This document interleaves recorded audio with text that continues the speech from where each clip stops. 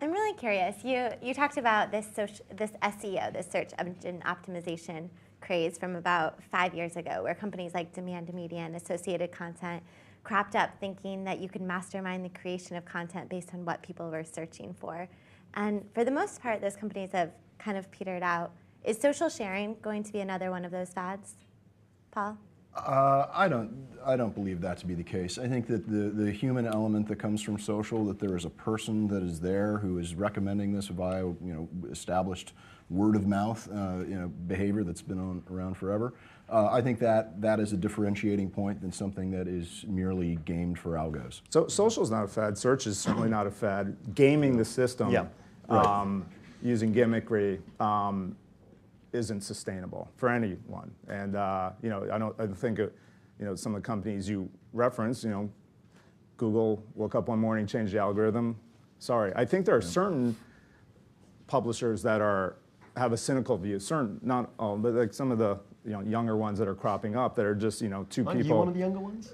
Well, I'm talking we're like 5 years old now. Younger but I think they're like you hear about these companies with like 2 people, and they're listen, we know how to bait on Facebook, we know how to bait on Twitter.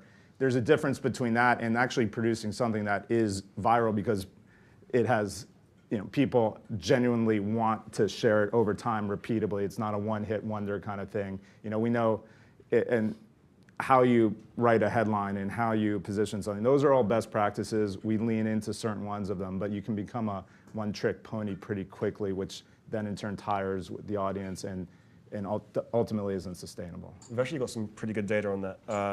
So we looked at, across the Chartbeat network, we looked at the most clicked upon topics and keywords in all the headlines that were going across this. And then we separated them into a group of topics and keywords which were clicked on and then most read, and then a group of topics and keywords that were clicked on and then least read. So all of them got similar amounts of clicks, but vastly different amounts of attention. And it actually kind of restores your faith in humanity. It really does.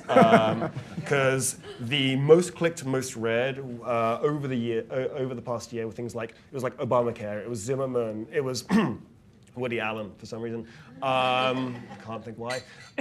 And so forth. And then on the most clicked but least read, you had biggest, richest, top, fictional. It was your kind of classic, I can game this headline. Mm-hmm. And yes, people will click on this stuff, but they won't read it. They won't engage. So if you're a brand who's actually trying to engage with their customers in some way, then thinking that you can use these kind of tricks is just not worthwhile. There's got to be substance, to Jim's point, behind this.